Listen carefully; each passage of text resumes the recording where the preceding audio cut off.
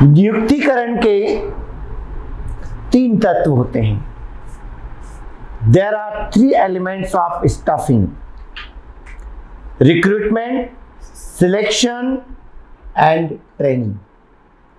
भर्ती, चयन और प्रशिक्षण।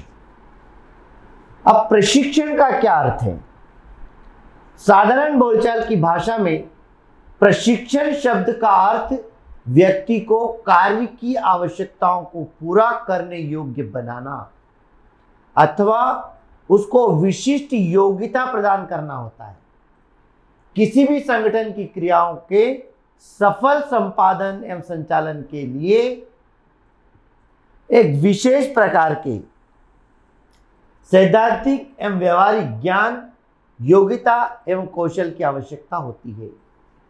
प्रशिक्षण द्वारा कर्मचारी कार्य की आवश्यकताओं को आसानी से पूरा कर सकते हैं और प्रशिक्षण को किसी कार्य को विशिष्ट ढंग से करने का शिक्षण माना जाता है। प्रशिक्षण में दिखाना, समझाना और कराना, ये तीनों क्रियाएं शामिल होती है। एक होता है शिक्षण, एक होता है प्रशिक्षण।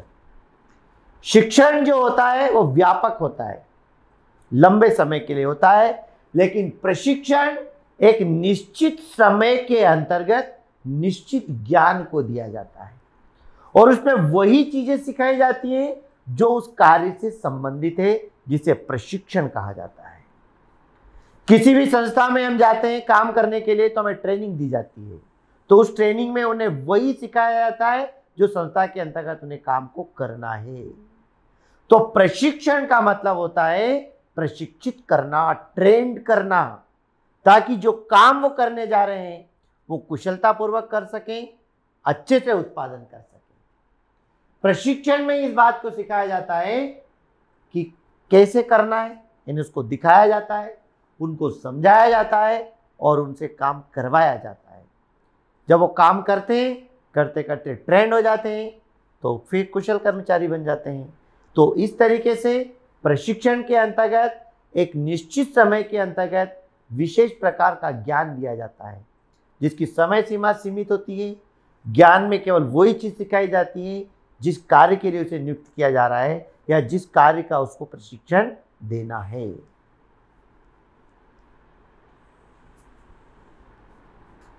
क्यों दिया जाता है प्रशिक्षण? क्या उद्देश्य है प्रशिक्षण का? पहला, अनुभव द्वारा पुनः प्रशिक्षण। प्रशिक्षण का उद्देश्य कर्मचारी के व्यवहार में, कार्य की आदर्श परिस्थितियों में अपने अनुभव द्वारा प्रशिक्षित होने का अवसर प्रदान होता है। अनुभव द्वारा पुनः प्रशिक्षण, एक्सपीरियंस के द्वारा इसलिए दिया जाता है कि जब व्यक्ति उन अनुभव से व्यक्ति सीखता है तो और ज्यादा कुशल बनता है। तो अनुभव के द्वारा, उन परिस्थितियों के द्वारा उन्हें उन चीज़ों का ज्ञान कराया जाता है कि किस काम को करने से क्या समस्या आती है, उसको कैसे व्यवस्थित तरीके से हमें संपन्न करना चाहिए। समस्याओं का निकट से परिचय। प्रशिक्षण का उद्देश्य कर्मचारियों को उन समस्याओं की जानकारी प्रदान करना होता है जो प्रायः कार्य करते समय उनके समक्ष उपस्थित हो सकती है। प्रशिक्षण में उन चीजों को बताया जाता है, वो प्रॉब्लम्स जो काम करते समय आपको फेस करना होगी, वो समस्या अगर उत्पन्न हो जाती है तो समस्याओं से कैसे सुलझा जाए, समस्याओं को हल कैसे किया जाए, इस उद्देश्य से ट्रेनिंग दी जाती है। कार्य संबंधी उत्तम निर्णय।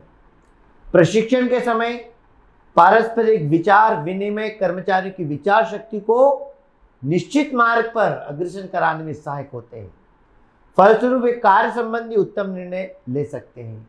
इस प्रकार कर्मचारी प्रशिक्षण का उद्देश्य कर्मचारियों के ज्ञान को बढ़ाकर उनके निर्णय लेने की जो कैपेसिटी है उसमें वृद्धि करना है। जब वो ट्रेनिंग में सीखते हैं तो प्रश्न करते हैं, लॉजिकली क्वेश्चन करते हैं, विचार विमर्श करते हैं कि किस तरीके से काम हो रहा है, अगर ये परिस्थिति आए तो काम कैसे हो, कैसे निर्णय लेना चाहिए। इस प्रकार जब विचार विमर्श तर्क करते हैं तो वो कार्य में निर्णय लेने की उनकी क्षमता का विकास होता है। दूसरों के दृष्टिकोण की जानकारी। प्रशिक्षण का एक उद्देश्य कर्मचारियों को साथ लाकर उनके दृष्टिकोण, भावना आदि का ज्ञान एक दूसरे को कराना होता है। प्रशिक्षण का एक उद्देश्य कर्मचारियों को साथ लाकर, अर्थात विभिन्न कर्मचारियों को एक साथ ट्रेनिंग जब दी जाती है तो सबके दृष्टिकोण, सबके विचार, सबकी भावनाएं सब एक दूसरे से परिचित हो जाते हैं और फिर आगे मिलजुल करके वो काम करते हैं। आत्मविश्लेषण।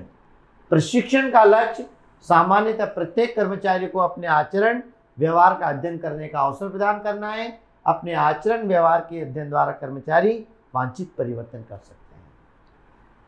सामान्यतः कर्मचारियों को अपने आचरण और व्यवहार के प्रति काम करने का अवसर मिलता है, प्रदर्शन करते हैं वो। आत्मविश्लेषण कि किस प्रकार अच्छे से अच्छा काम किया जाए, किस प्रकार उनके विचार, उनकी अच्छाइयाँ बाहर निकल के आई जाए, ये प्रशिक्षण के माध्यम से संभव होता है।